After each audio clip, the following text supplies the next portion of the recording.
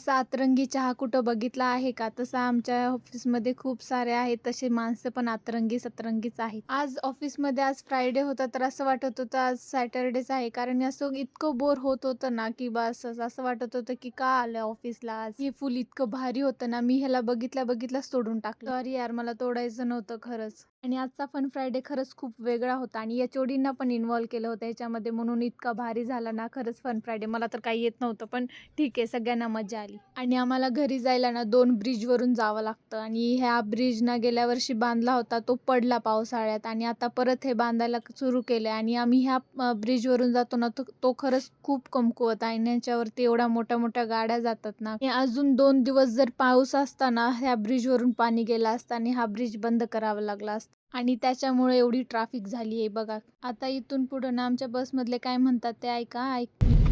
माणसात आणि मेंढरात काही फरक राहिलेला नाही. सरकारनं जरा लक्ष द्यावं. आला आला घोळका याच्या मैत्रिणीला ओखा.